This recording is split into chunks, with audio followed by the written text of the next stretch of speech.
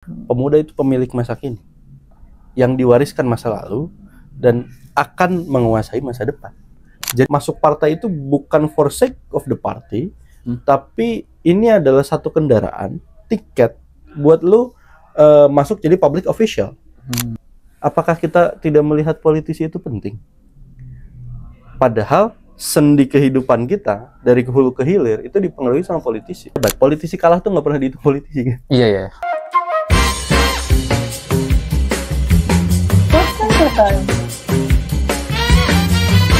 Audio Jungle.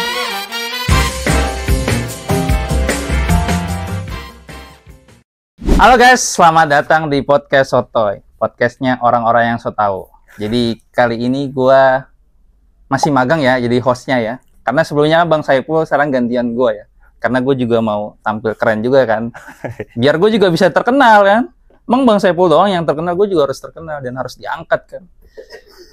Jadi kali ini gue bersama seorang tokoh muda lah ya. Dari zaman muda sih sekarang sih. Dia ini merupakan petugas partai, nggak tahu sih gue petugas partai atau karyawan partai ya, gue juga nggak tahu ya. Beliau ini merupakan wakil ketua harian. Oh iya, wakil ketua harian ya, jadi bukan mingguan ya, kerjanya harian. Wakil ketua harian DPP PKB. Bang Rizal. Oke. Selamat datang Bang. Thank you. Tepuk tangan dulu dong buat Bang Rizal. Woi. Di belakang ada supporternya. Thank you Canta sudah mengundang di podcast Soto ini. Oh iya, makasih banyak Bang juga untuk datang di podcast harus datang ini. kalau diundang. Wih. Ini beliau juga sedikit kenalan ya, kan nggak Abdul kalau nggak kenalan dulu ya. Bener. Boleh kenalan dulu Bang, siapa sekarang aktivitas ngapain aja? Kalau sekarang lagi di DPP PKB sebagai wakil sekarang ketua di ini harian. doang, di podcast sekarang. Sekarang lagi dipanggil. Dipanggil. Lagi menghadap ke iya podcast Soto. Jadi kalau aktivitas harian sebetulnya fokusnya lagi di DPP PKB sebagai wakil ketua harian. Tapi kalau sebelumnya mungkin sempat ikut di beberapa keramaian pemilu 2024 lah. Apa tuh Bang keramaian? Kita nggak tahu nih menonton. Kita waktu itu ikut di kontestasi bareng teman-teman pendukung Amin. Oh betul Ngamin. Itu di apa Bang? Ubah Barang ya? Bareng di Ubah Barang. Oke, Ubah Barang. Jadi Bang Rizal nih dulu co-founder ya? Ya, salah satu penggerak anak aba, bukan anak aba, beda ya. Banyak kalau anak aba. Oh, banyak anak aba ya. Jadi salah satu platformnya lah ya. Waktu programnya apa internet? Desak Anies ya? Salah satunya Desak Anies. Oke, Desak Anies. Dan sekarang lagi aktif sebagai wakil ketua harian di DPP PKB. Ngapain aja Bang fungsinya Bang? Petugas atau apa tadi Bang? Banyak sih tugasnya. Tugasnya banyak tapi ya Bang. Tapi memang namanya harian kan? Oh harian, nggak mingguan ya Bang? Nggak, kalau mingguan dikit kerjanya. Dirapel ya? Dikit kerjanya, justru dibikin banyak harian. Sebenarnya practically kan ada struktur ya di DPP partai itu. Nah, kita mungkin sering melihatnya partai itu acara-acara seremonialnya, tapi di balik itu sebenarnya kan partai itu tiap hari hidup, Pak. Oh hidup, oke. Jangan dianggap bahwa partai itu hanya ada pas mau pemilu, dia bikin campaign, dia bikin bagi-bagi dan lain sebagainya. Kan ada fungsi partai juga harus ngelola kaderisasi. Iya. Terus kita juga punya strategi komunikasi dan lain sebagainya. Ternyata ada yang dikerjain. Sebenarnya kita baru tahu juga pas masuk, oh partai itu ada yang dikerjain juga ya. Akhirnya udah. Kayaknya tergantung partainya sih Bang. Karena ada partai tiba-tiba muncul pas ada ya. Pilek kan. Dan ada abis juga. itu ya udah gabut aja. Gabut ya. Berarti kerja lu tuh di apa? Maksudnya di pusatnya atau rajin ke daerah-daerah gitu Bang? Kalau secara struktur sebenarnya di pusat. Kalau ke daerah ya sesuai kebutuhan aja. Kita ada beberapa kali teman-teman, bukan aku aja ya, kan kita ada berdelapan. Satu tim kepengurusan harian. Ya ada yang beberapa agenda di luar. Waktu itu kita sempat ikut pelatihan kader di Sulawesi Selatan. Misalkan ada teman-teman yang ada agenda di Jogja dan lain sebagainya. Sebetulnya ada, tapi mostly fokusnya untuk mengerjakan DPP. Gitu. Nah, DPP tuh sorry nih Bang, kepo lagi nih Bang. Ngapain aja sih Bang? Maksudnya apa ya, kalau di perusahaan kan ada yang bagian bisnisnya kan, bisnis manajemen. Betul. Nih gue ibarat perusahaannya. Bener. Kan partai bukan kan? Bener. Bukan partai mah. Maksudnya itu yang salah juga, bahwa orang melihat partai ini tidak profesional. Oh. Jadi dia membagi ada lembaga profesional dan ada lembaga tidak profesional. Seolah-olah partai itu tidak dikelola secara profesional. Sebetulnya gue merasa ketika masuk ya, kayaknya yang harus dibikin itu adalah gimana caranya partai juga punya pengelolaan yang profesional. Karena kita buruknya ya, kita ada satu paradoks lah. Orang itu ingin politisi dan politik itu kan bersih. Ya nggak? Kita berharap nggak ada korupsi. Ya. Mereka punya kemampuan teknokratik, punya integritas dan lain sebagainya. Tapi publik akan melihat orang yang di politik itu ya selalu kotor dan seolah-olah menjauhkan orang baik dari politik. Gitu. Karena politik isinya orang kotor, lu ngapain nanti rusak. Ini kan paradoks. Betul. Sama juga dengan profesionalisme tadi. Orang menganggap, ayo yang profesional itu yang bagus. Company misalkan dan lain sebagainya. Perusahaan lah ya. Partai nggak pernah dikelola secara profesional, dan itu juga menurut gua salah satu kenapa kita didorong dimasukin ke partai, diinfusin gitu ke partai. Dijorokin lah ya. Salah satunya untuk mengelola itu. Makanya ada beberapa bagian ya. Tentu ada yang biasa untuk mengelola administrasi partai. Kita juga kan punya media partai. Kita punya channel-channel komunikasi gitu. Terus kita juga akhirnya harus mengelola kader-kader. Kita punya kader banyak sekali sampai ke daerah. Bukan hanya kader yang struktur ya, tapi kan ada juga yang pejabat. Misalkan anggota DPRD PKB di Kabupaten Polewali Mandar misalkan, atau di kota Surabaya dan lain sebagainya. Itu Polewali Mandar di mana bang? Polewali Sulawesi Barat. Oh, gue nggak tahu bang, sorry. Gitu. Terus ya banyak anggota DPRD misalnya, kita juga punya kader kepala daerah, ini juga kan perlu dikelola. Gitu. Jadi ada proses kaderisasi, ada proses pembinaan. Kita juga monitoring kinerja mereka. Ada sistemnya untuk monitoring apakah mereka secara kehadiran rapat misalkan. Itu ada monitoring. Jadi sebetulnya di balik yang orang lihat dari partai itu ada pekerjaan-pekerjaan harian yang dilakukan, dan itu yang kita kerjakan salah satu. Berarti lu jatuhnya ini profesi namanya profesional politik ya bang ya? Ini kayaknya nggak ada ya. Kalau lu nyari apa pekerjaan, bingung juga sih. Karena kan kita bayangin partai kan cuman ya pemilu aja nggak sih? Iya, betul. Nggak tahu ngurusnya kan. Betul. Berarti lu orang yang mengurus partai ini ya? Iya. Yang secara profesional. Betul. Tapi lu digaji nggak sih bang sebenarnya? Iya, digaji. Oh, digaji. Oh, berarti pekerjaan ini digaji ya bang? Digaji. Karena orang bayangannya anak muda kan ngurus partai kan, mana mungkin ya digaji kan ini? Apa ya, organisasi atau lembaga? Justru kalau nggak digaji kita dapat duitnya dari mana? Oh iya, benar juga. Itu pertanyaannya. Justru gue malah berpikir sebetulnya bisa jadi, ini gue baru banget diskusi sama Pak Sudirman Said tadi siang gitu. Gue bahas ini salah satunya. Mungkin teman-teman boleh nonton di channelnya DPP PKB. Bagaimana politisi itu sebenarnya bisa dibayarin sama negara. Lu lihat deh, misalkan tentara, polisi. Mereka dari mulai agak ngeri nih, bang. Pendidikan. Oh enggak, ini aman ini. Oh, aman ya. Ini di tengah keramaian dunia ini. Mereka mulai dari rekrutmen, pendidikan, jenjang karir, bahkan sampai pensiun itu dibayarin negara. Oh iya. Penting nggak polisi dan tentara? Penting. Mereka perlu untuk menjaga keamanan, menjaga pertahanan. ASN juga begitu. Mereka dari mulai rekrutmen, mungkin pendidikan enggak, rekrutmen, pembinaan karir, sampai pensiun mereka dibayar juga sama negara. Tapi politisi enggak, Pak. Apakah kita tidak melihat politisi itu penting? Padahal sendi kehidupan kita dari hulu ke hilir itu dipengaruhi sama politisi. Kenapa kita nggak ada public investment kepada politisi, biar politisi itu accountable? Transparan ya bang? Transparan, dibayar sama negara. Sekarang kan kita bisa bilang ke polisi, tentara ketika tidak melayani dengan baik, ASN misalkan, kenapa lu kerjanya nggak bener? Orang gue bayar kan? Gua bayar lu, gua bos lu, gua bayar pajak. Gitu. Oh, ini untuk minimalisir politik yang nyari uang ya bang ya? Politisi yang nyari uang. Jadi justru gue merasa ketika gue kan partai itu nerima banpol ya, bantuan politik setiap tahun yang dari jumlah suara dikonversi sekian ribu rupiah, itu dikasih ke partai di berbagai level, di pusat, daerah, provinsi, kabupaten, kota. Nah itu yang akhirnya sampai ke kita pengurus harian gitu. Jadi kita juga punya pertanggungjawaban ke partai. Oh gitu.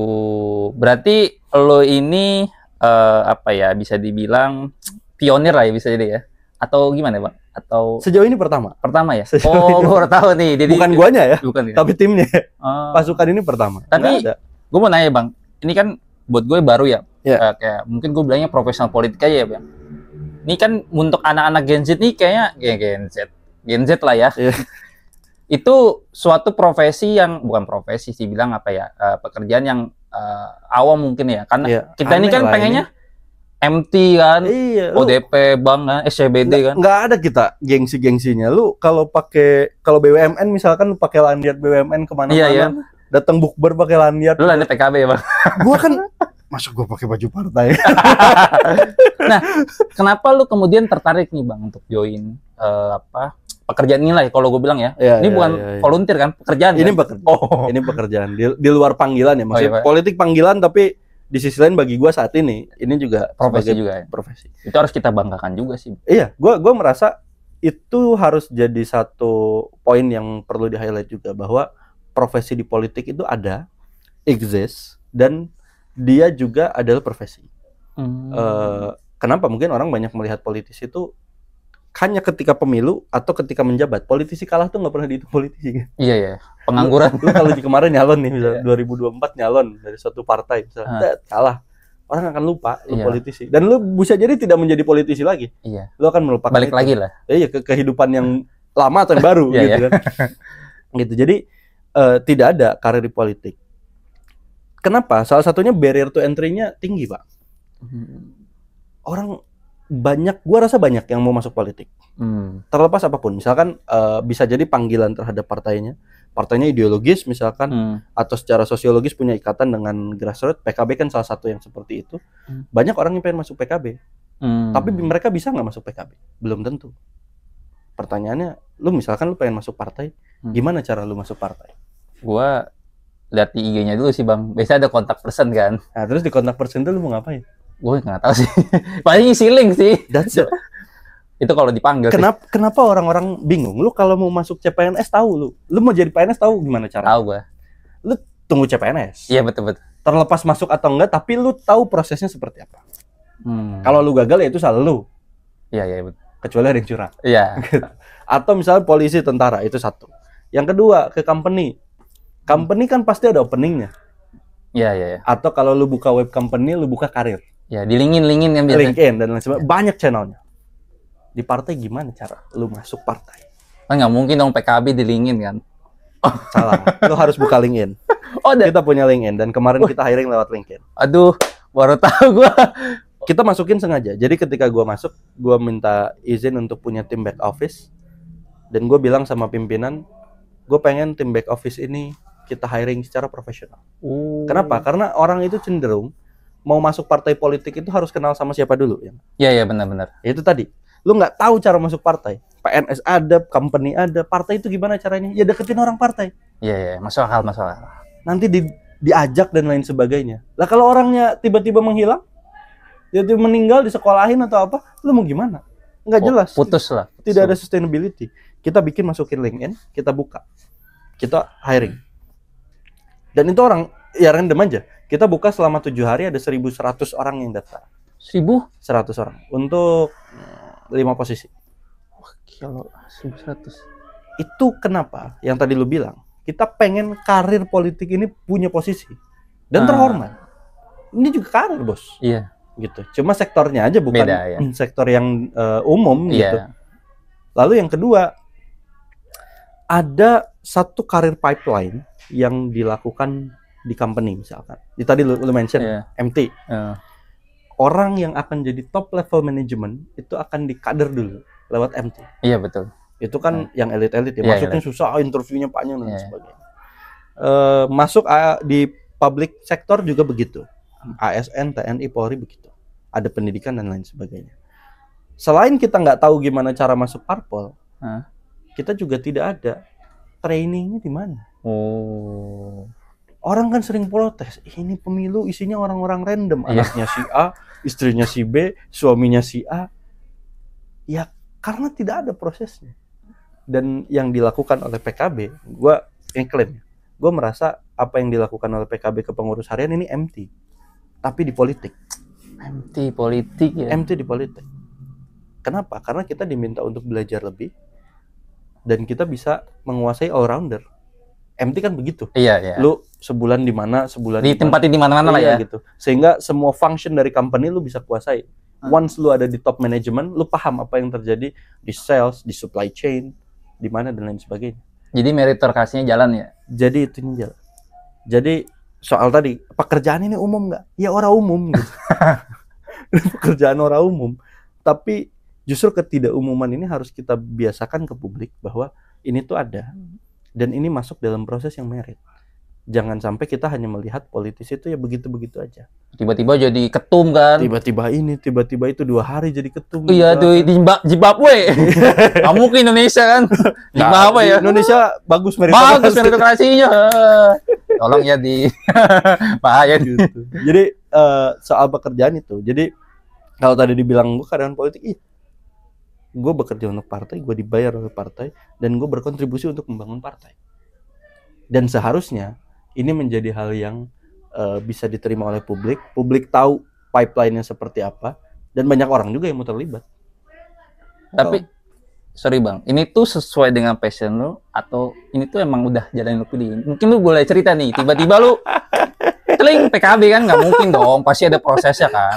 Yang lu bilang tadi kan nggak mungkin, gua PKB terima, nggak mungkin dong. Bener. Gimana prosesnya? Gue sangat tidak PKB bro. Oh. Lu kalau cek. Nih hijau bang PKB. Ya karena sekarang udah PKB. Gue udah nggak begitu suka warna hijau dulu, jadi nggak banyak wardrobe gue yang warna hijau. Kebetulan ini ada satu hijau, ya udahlah. Ini aja terus kita pakai.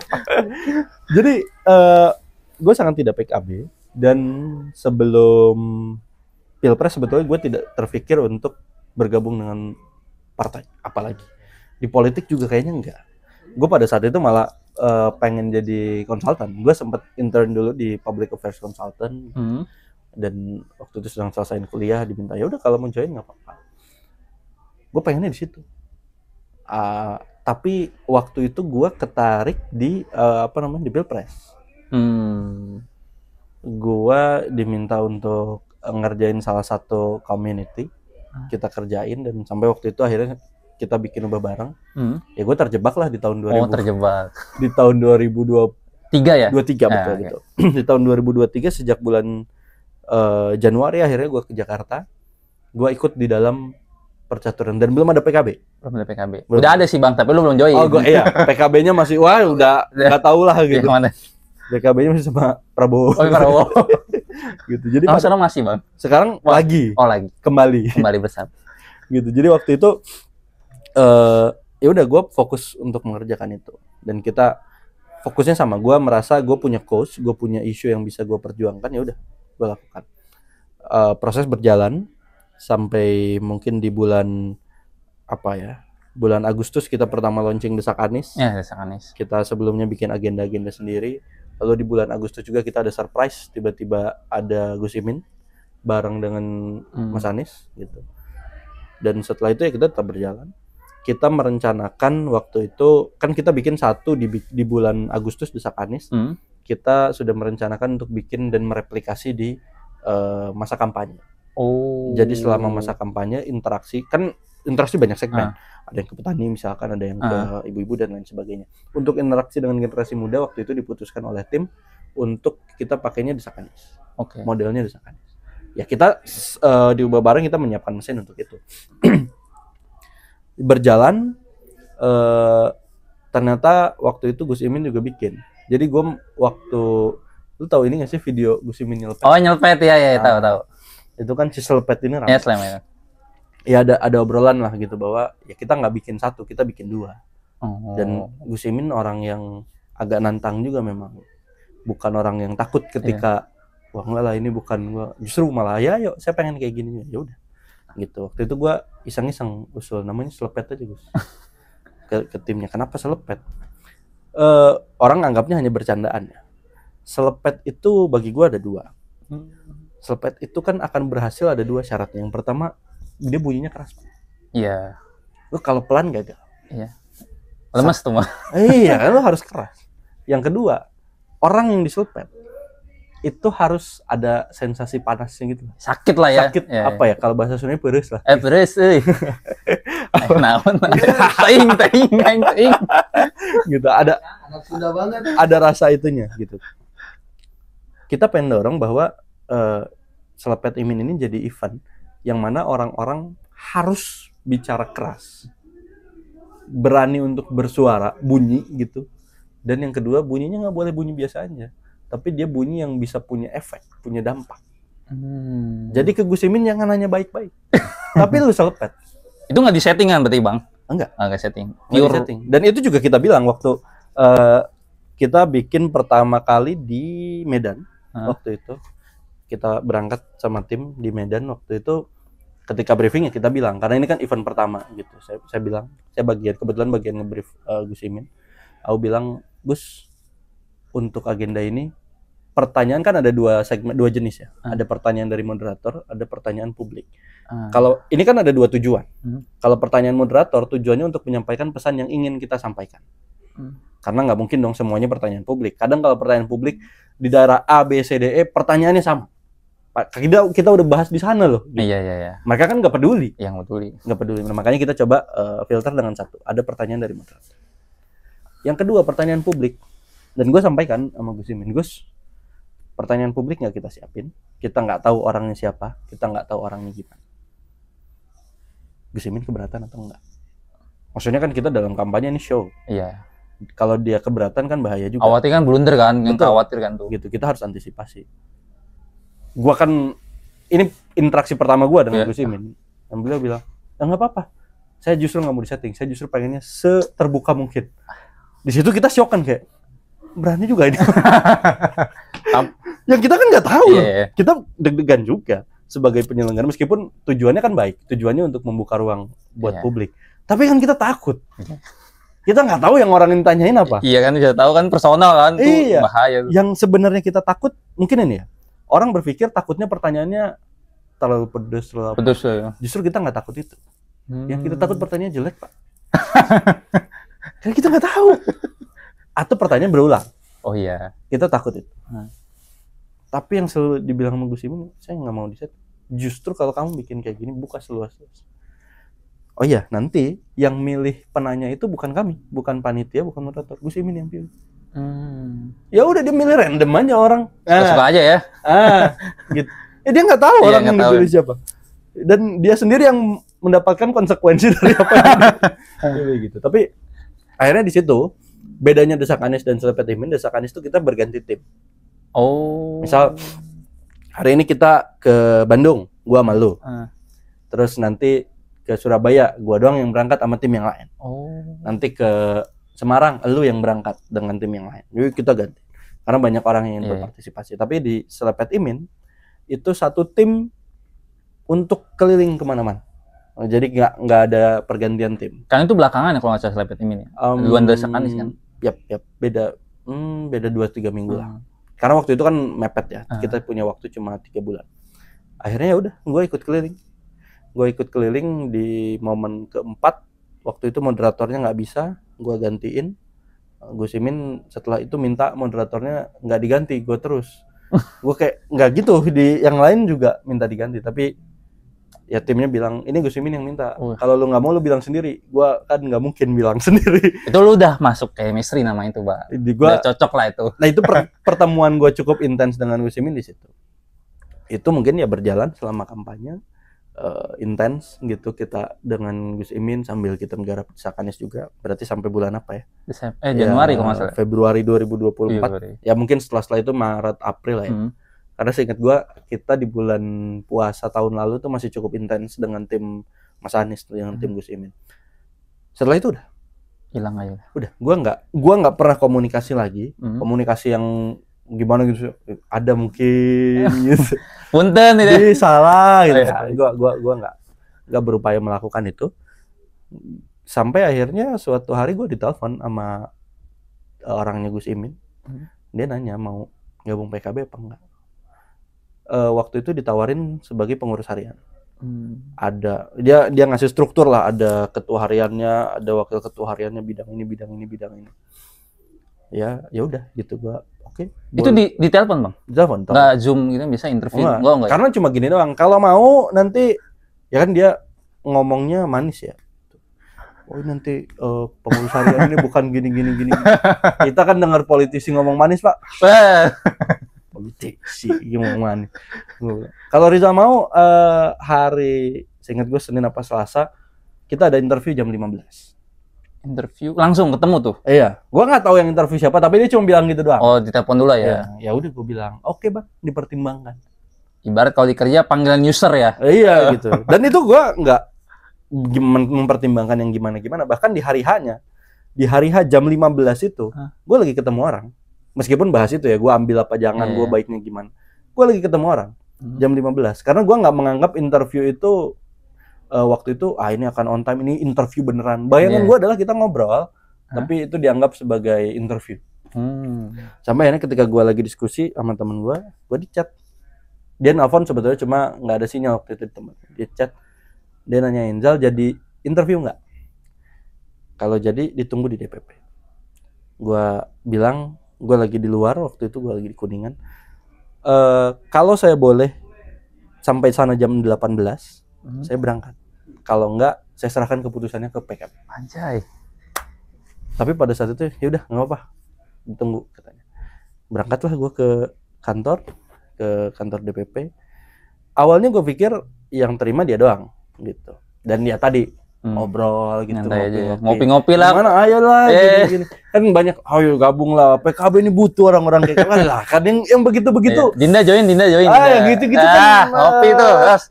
Males kan gitu barangnya. Gitu. Bayangan gue begitu. Terus gue diminta untuk masuk ruangan. Di dalam ruangan waktu itu bayangin gini. Gimana Bang? Ini kursi. Ini. Di sini ada meja, ada map lah beberapa. Map buat apa tuh Bang? Ada dokumen lah. Oh gitu. Dokumen, nggak tahu lah. Terus yang nerima gue tuh Mas Hanif Dakiri. Oh Hanif Dakiri. Mantan Menaker, Waketum. Iya. Mas Saiful Huda. Waktu itu Ketua Komisi 10. Ini ya, pendidikan ya? Pendidikan. Iya. Kalau sekarang Wakil Ketua Komisi 5. Salah satu ketua bidang. Ada Sekjen juga dan ada Bendum waktu itu. Jadi gue 2,5 jam di interview. Interview benar. Gue ditanya background, gue ditanya pandangan politik dan lain sebagainya. Bahkan gue sampai ditanya, kalau kamu masuk, apa yang mau kamu lakukan untuk PKB? Apa signifikansi kamu ada di PKB? Jawaban apa Bang? Gue bilang, Mas, saya belum siapin apa-apa untuk datang ke sini.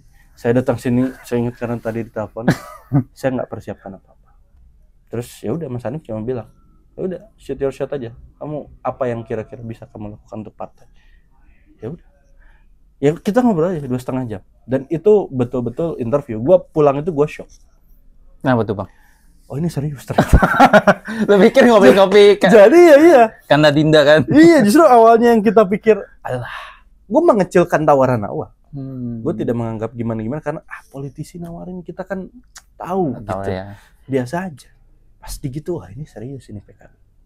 Gue pulang, gue buka berita, gue cek struktur DPP PKB. Karena mereka bilang kan ini masuk struktur DPP pengurus harian gini-gini. Kan waktu itu PKB baru selesai muktamar tuh. Ada struktur, ada statement kayak gini. Sekarang PKB pengurusnya ada ketum, 6 waketum, sekian bidang dan lain sebagainya. Lalu ada tambahan di bawah, ada statement, kami sedang menyusun kepengurusan harian yang diisi oleh kader muda dan sedang kami proses. Oh, gue ikut proses ini dong. Berarti ini tuh beneran. Dan bukan hanya gue. Gue nggak tahu berapa banyak orang yang beneran diinterview ya. Tapi lebih dari belasan yang diinterview untuk 8 posisi itu. Dan map-map tadi itu kan isinya dokumen setiap orang. Oh, bukan dokumen negara kan, bukan. Gitu. Dan akhirnya ya sudah, setelah di situ gue juga nggak komunikasi dengan orang-orang PKB. Maksudnya setelah gue interview gue kayak gimana hasilnya, boleh? Ya gue menghilang aja. Gue ingin menguji apa ya? Menguji gue terutama ini beneran atau enggak, gue layak atau enggak, gue deserve untuk itu atau enggak. Dan di sisi lain mungkin menguji PKB-nya juga. PKB serius apa enggak? Buat gue. Ini terkesan gue kayak tinggi banget, tapi bagi gue kan gue gabung partai itu cost-nya besar banget, bro. Gue gabung partai menghilangkan tadi. Gue nggak bisa CPNS kalau partai. Iya. Impian anak muda tuh, Bang. Gue jurusannya pemerintahan, bos. Oh iya. Jadi kalau ada CPNS tuh pengangguran berkurang sangat tinggi di jurusan gue. Tuh mertua juga pengen, Bang. Iya gitu. CPNS gue nggak bisa. Terus ya banyak opportunity gue nggak bisa. Cost-nya besar. Dan lu akan langsung ada cap di jidat lu tuh orang partai. Terus siapa ya, Bang? Which di usia segini kita, ya lu kena orang partai nggak bagus. Gitu. Iya. Ada resiko itu yang gue ambil. Jadi gue merasa gue harus benar-benar fit. Sampai ternyata serius dan gue dipanggil. Gue dibilang masuk salah satu wakil ketua harian. Keren. Gue shock dan gue shock. Tapi waktu itu gue sempat bilang sama diri gue, gue siap untuk menolak apapun yang ditawarkan PKB. Kalau gue merasa tidak cocok, gue siap burn the bridge with PKB ketika gue gak merasa cocok. Tapi di situ gue merasa PKB itu nggak dipaksa loh sama orang. Nggak ada orang yang ngedemo PKB bilang, oh yo buka gerbang buat anak muda, libatkan orang-orang muda di struktur, nggak ada. Tapi lu bayangin ada satu partai mau merubah dirinya sendiri, bro, mau reform. PKB ini kan dikenal sebagai partai kolot, partai homogen dan lain sebagainya. Tapi dia mau reform dengan bawa orang-orang muda yang mungkin yang lain oke. Ini gue ini antah berantah nih. Gue nggak pernah di PKB. Antah berantah lu lebih keren dari gue apa? Gue nggak pernah ngapa-ngapain. Selain dan yang gue tawarkan ke PKB bisa jadi hanya kebersamaan kita di Pilpres. Cuma itu doang yang gue kasarnya tawarkan untuk PKB. Yang PKB bisa lihat dari gue tuh ya itu, nggak ada lagi. Ini makhluk random dipungut dari jalan gitu. Dan dia mau memberi kesempatan untuk itu. Gue bertanya-tanya. Pertama soal kenapa milih gue, dan yang kedua ngapain lu bikin kepengurusan harian. Tapi lu pernah nanya nggak ke orang DPP-nya? Kalau kenapa milih gue nggak pernah dijawab.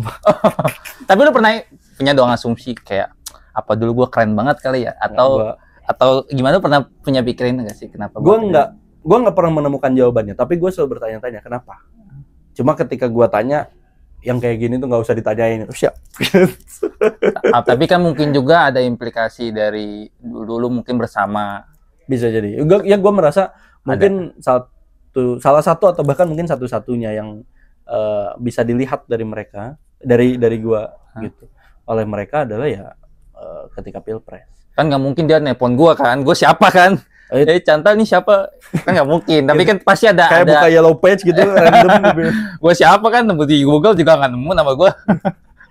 dan itu tadi, gue merasa ini spiritnya luar biasa. Lu mau ngasih kesempatan orang muda, lu gambling lu. Gue bilang sempet sama Mas Hanif Dakiri, Mas, kalau mau melibatkan anak muda, saya ada 3 opsi yang kebayang dalam pikiran saya hari ini. Yang pertama, kenapa nggak tunjuk jubir muda? Tapi konsisten. Iya. Misalkan Canta jadi jubir, oke. Kalau Canta jadi jubir, nanti yang tua-tua kita hold, semua sikap partai yang ngomong Canta. Ya maksudnya ada jubir muda tapi komit. Kan kadang ada tapi ya cuma ngomong doang, nggak dipakai. Setidaknya lu komit. Atau yang kedua, kenapa lu nggak kuatin saya partai? Kan ada saya pemuda, semua partai punya saya pemuda, pun dengan PKB kita punya Garda Bangsa. Kenapa nggak fokus aja udah taruh anak mudanya di Garda Bangsa, suruh oke lu kita rekrut, bangun ya Garda Bangsa.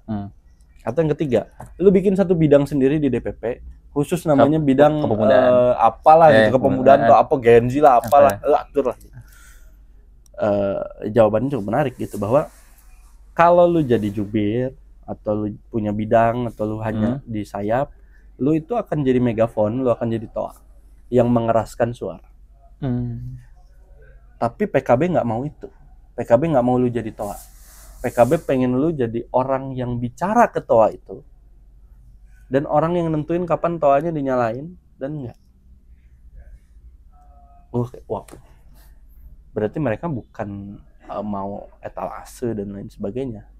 Konsep awalnya, semangat awalnya, mereka ingin orang yang punya kontrol, orang yang menentukan, orang yang ngedrive. Itu satu kesempatan yang menurut gua tidak akan ada di tempat lain, belum tentu ada lagi di masa yang akan datang dan lain sebagainya. Dan sampai ini kebukti, Bang. Dan sampai saat ini kebukti. Maka gua harus ambil. Nggak ada Pak partai lain yang bikin. No. Seru sekali ya.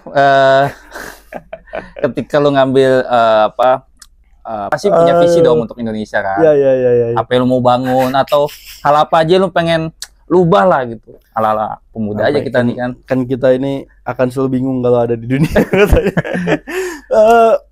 Gue dari dulu cukup konsisten bicara soal reform partai. Gue orang yang meyakini bahwa yang harus dibenahi dari busuknya negara ini pada saat itu adalah partai politik. Partai politik ini adalah lembaga yang akan menyalurkan kader-kadernya ke mana-mana, dan mereka akan jadi pemeran penting, mereka akan jadi playmaker. Mereka yang akan menentukan anggaran, mereka mengawasi anggaran dan lain sebagainya di legislatif, bahkan di sisi lain eksekutif. Gue punya keyakinan bahwa partai harus direform. Jadi kalau bicara goals, gue merasa gue punya visi untuk itu. Itu kenapa gue merasa tadi, ya udah gue dibayar untuk kerja di partai, nggak apa-apa gue kerja di partai. Ya gue punya ini kok, gue punya visi partai ini mau diapain, apa yang mau gue bangun di partai, apa perbedaan yang akan terjadi ketika ada orang-orang muda di partai. Dan yang kedua, kalau merasa ini benar ya, ini dunia aneh banget Pak. Ini real politics yang benar-benar dampaknya ke publik, isunya real. Kan kita pernah di BEM, kita ngomong isu apa juga santai-santai aja Pak. Nggak ada beban kan? Iya. Salah juga bodo amat ya mahasiswa. Lu kritik ada solusinya nggak? Enggak, gua mau kritik nggak harus ada solusinya. Orang partai Pak, nggak bisa kita kritik tanpa solusi. Karena ya lu ngapain mengkritik? Lu partai politik. Lu punya ruang untuk melakukan sesuatu, ngapain berisik doang? Kalau lu mau ngapain? Lu juga bagian dari sistem politik gitu. Kita nggak semudah itu. Berpikirnya harus berbagai step gitu.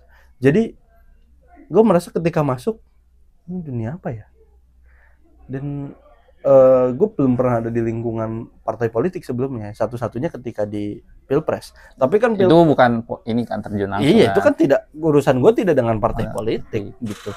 Gue ada di kandidasi ya, tapi nggak sama partai politik. Gue gabungnya sama orang-orang muda juga kok. Dan di sini ya udah, gue dan tim gitu sedang dilempar ke laut. Ya silakan explore. Ya namanya explore, kita di dalam perjalanannya repot ya hidup ini terus. Berarti ketika lo gabung partai PKB ini udah sejalan dengan visi lo ya, reform. Lu pengen banget nih nge-reform partai yang sesuai dengan apa yang lu cita-citakan gitu. Iya. Nah, selanjutnya what's next gitu, Bang.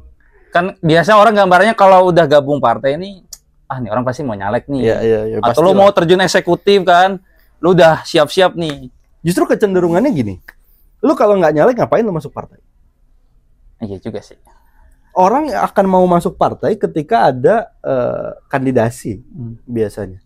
Banyak lah tiba-tiba calon kepala daerah dulunya ASN atau dulunya di partai mana pindah kemana karena dia perlu securing tickets. Atau mungkin kemarin 2024 lu tiba-tiba si ini partai ini, si ini ada di sini. Beda-beda nih. Iya, tiba-tiba nyalon. Ya karena mereka melihat masuk partai itu bukan for sake of the party, tapi ini adalah satu kendaraan, tiket buat lu masuk jadi public official. Dilihatnya di situ, currency partai itu di situ. Dan justru yang buat gue adalah gue nggak mau masuk fokus di situ. Gue nggak mau ketika gue masuk nih di partai, gue langsung bilang, mau dong ikut Caimin di Kemenko, mau dong ikut Mas Faisal. Aranida. Siap, kita siap arahan gitu. Atau sudah ikutlah DPR, atau bahkan mungkin dari sekarang gue sudah ngafling, oke gue mau maju nyalek di sini, makanya gue ada di partai. Justru gue merasa what's next-nya adalah gue perlu membangun apa yang menjadi kontribusi yang nyata. Kalau gue masuk dan tidak ada signifikansi, nggak ada kebaruan, gue nggak perlu masuk. Ngapain? Gue nggak ada gunanya. Ngapain gue mau nyalek kalau gue di partai aja nggak ada kontribusinya gitu. Jadi justru yang lagi gue sedang men-challenge diri gue juga. Ya di beberapa tahun awal ini, 1-2 tahun awal kita fokus. Gue masuk partai gue bisa ngapain? Baru nanti kita mikir, kita mau maju untuk public official atau enggak? Karena kalau dari sekarang udah di set mau ke sana, gue takut niatnya belok lah ya. Fokusnya ke gue. Kalau fokusnya ke gue kan akan nyari. Misalkan gue mau dapil dapil Jaksel. Ya udah, gue akan bikin acara di mana, di Jaksel Pak. Iya sih. Iya. Gue akan melakukan apapun agenda-agenda partai. Itu harus ada benefit elektoralnya buat gue. Iya. Gue belum mau kayak gitu. Gue pengen membangun sistem. Yang harus dilakukan itu kan, gue merasa ya, banyak politisi ini terjebak dari bangunan-bangunan apa namanya, yang basisnya figur, bahwa dia adalah problem solver, karena mungkin perlu itu untuk dipilih, perlu selalu jadi hero. Tapi kan akhirnya sistemnya tidak terbangun dengan baik, karena akhirnya rely sama orang. Gue pengen kita bisa bangun sistem, baru nanti kita bicara apa benefitnya. Gue merasa sampai sekarang ya, dengan gue fokus melakukan sesuatu, orang akan bisa nilai kok dari apa yang kita bangun. Meskipun mungkin dalam konteks pileg, pilkada dan lain sebagainya kan beda cerita. Tapi setidaknya gue punya track record yang teruji. Gue pengen mempertahankan bahwa selama perjalanan gue selalu punya legacy, gue selalu punya track record yang dibangun gitu. Dibanding ya cuma pindah sana sini, orangnya ada di mana-mana, cuma bisa bermanuver dan lain sebagainya. Gue agak menghindari itu. Kita harus mulai masuk ke era di mana politisi itu punya produk, punya concern, punya karya lah ya. Punya karya. Oh iya, karya tadi gue agak dari briefing tadi kan. Gitu, punya karya. Jadi jelas apa yang kita bisa nilai dari politisi. Sekarang kalau semua politisi cuma punya branding, cuma punya strategi pasca survei, apa bedanya antara politisi? Nggak ada. Gitu. Gue merasa itu yang ingin gue perjuangkan dan gue tawarkan. Wah, menarik sekali. Cuman nih waktunya udah mau habis nih. Mungkin terakhir nih, Bang. Lu kan udah terjun nih ke dalam dunia yang tadi kita sepakati mungkin namanya profesional politik lah ya. Bisa bilang bukan petugas partai ya? Iya, kalau ditugasi kita melakukan tugas. Kan ada orang yang nggak mau dipanggil petugas partai kalau adalah tuh. Jadi petugas rakyat. Iya, petugas rakyat. Lu punya pesan gak sih Bang buat anak-anak muda nih yang mungkin nggak tahu nih atau awam soal pekerjaan ini atau profesi ini? Mungkin bayangan mereka ketika di partai lu kontribusi, padahal sebenarnya lu bisa bekerja secara profesional gitu. Lu bisa punya pesan gak sih Bang buat ke masyarakat Indonesia khususnya anak-anak muda ini? Sebenarnya gue punya satu ketakutan ketika kita terjebak di dalam satu paradoks dan akhirnya ada di dalam lingkaran setan. Paradoksnya tadi, kita melihat bahwa dunia politik itu harus diisi orang-orang baik, harus diisi orang-orang berintegritas, harus diisi teknokrat, harus diisi orang-orang yang paham apa yang dia kerjakan. Ketika jadi anggota DPR misalkan di komisi perhubungan, lu tuh paham gimana cara mencegah truk-truk odol itu bisa masuk ke jalan tol. Truk odol itu apa Bang? Gua nggak tahu. Over dimension, over apa ya L-nya? Yang gede ya? Yang gede-gede yang sampai ke atas. Itu kan bikin kecelakaan. Ketika lu masuk, lu punya signifikansi karena lu paham. Iya. Atau lu masuk di komisi 2, lu paham gimana cara membangun pemilu yang bagus. Gitu. Kan kita berharap seperti itu. Iya. Idealnya. Atau kepala daerah juga demikian. Tapi di sisi lain, kalau lu jadi politisi, lu akhirnya jadi punya stigma buruk. POV yang beda ya? Punya POV yang beda. Seolah-olah kata politisi itu kotor. Iya. Di survei terakhir, profesi paling tidak dipercaya oleh publik adalah politisi. Gitu. Yang tertinggi kalau nggak salah dokter ya? Yang paling dokter guru. Gitu. Ini kan satu paradoks. Kita berharap ini diisi oleh orang-orang baik. Tapi orang-orang baik sulit untuk masuk ke sana. Ya udah kita terjebak di lingkaran setan. Gue punya ketakutan itu. Makanya gue pengen ruang-ruang politik ini harus kita rebut.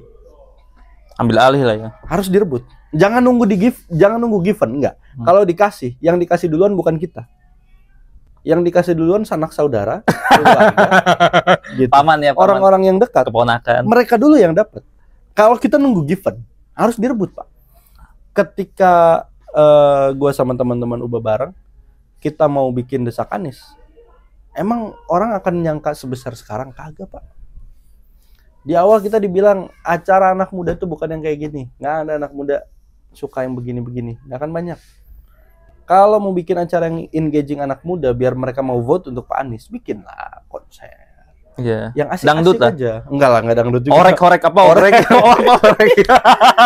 Yang gitu-gitu. Gitu. Maksudnya, lu bikin yang fun lah. Iya. Lu ngapain bikin yang serius? Nggak ada orang yang suka serius. Anak muda itu sukanya yang fun. Nggak ada kepercayaan sama kita. Tapi kita konsisten. kita pengen rebut ruang pembicaraan publik. Kan biasanya selama pemilu itu jarang orang ngomongin isu, jarang orang ngomongin gagasan. Yang orang ngomongin apa sih? Si A ketemu siapa? Si A mobilnya apa? Si A joget gemoy, dan lain sebagainya. Lu bayangin selama pemilu isinya gitu doang, gua nggak mau. Gitu. Akhirnya ya udah kita perjuangkan. Kita ingin isi dengan percakapan-percakapan soal kebijakan, soal gagasan, soal tanggapan. Kan capres juga harus punya POV tentang beberapa isu. Dan kita merebut itu. Kita ambil satu ceruk pembicaraan, fokus ke sana. Ceruknya besar nggak? Kan ini nggak semua dan terbukti kalah. Ya, namanya usaha. Coba dulu aja ya. Yang kita berhasil rebut segitu, berarti kita bisa untuk merebut segitu dan kita bisa merebut jauh lebih besar. Jadi apa ya? Gue butuh teman. Gue nggak mungkin ada di politik dengan pasukan yang segini. Kita perlu merebut ruang-ruang percakapan. Kita perlu merebut ruang politik biar tidak dikuasai orang-orang tua. Orang-orang yang tidak paham dengan permasalahan yang kita generasi muda hadapi, atau generasi muda yang sobat-sobat gitu. Terus skena ya. Iya, yang akhirnya cuma di keluarga itu aja. Jangan nunggu ruang politik itu given ke kita, tapi kita harus rebut. Kita usaha sendiri. Kita harus usahakan, karena kalau nggak direbut, akhirnya kita nggak akan bisa mencapai apa yang kita mau. So, buat politik menurut gue jangan lihat politik itu sebagai satu musuh, langsung kita set sebagai hakimin judge lah ya. Iya, sebagai pihak berlawanan, tapi bisa jadi jadi teman. Dan justru yang lu mau itu bisa diakomodir oleh politik, bukan sebaliknya. Lu doang yang akhirnya dipukulin, disiksa sama proses politik karena lu tidak terlibat. Tapi gimana caranya lu bisa mempengaruhi proses politik itu? Luar biasa teman-teman semua. Tepuk tangan tuh. Jadi yang bisa gua tangkap ya Bang. Nih mohon maaf nih kalau gua salah ngerangkum ya. Jadi politik itu yang kita lihat nih kan saat ini kotor ya. Tapi kita jangan biarkan kotor itu menjadi suatu penyakit ya.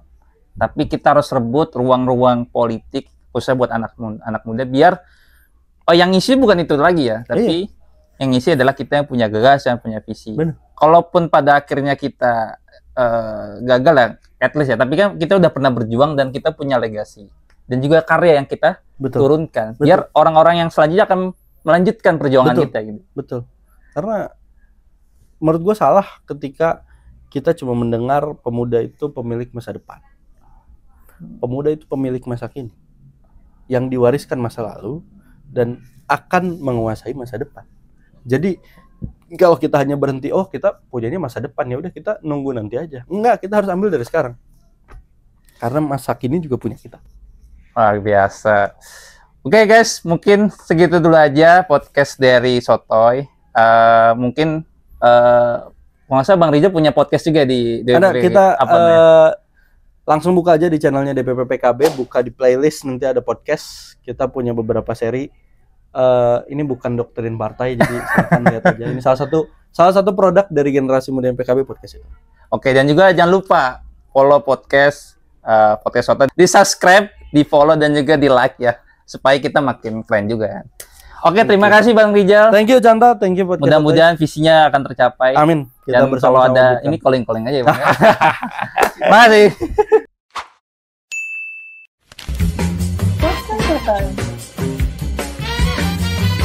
Audio Jungle.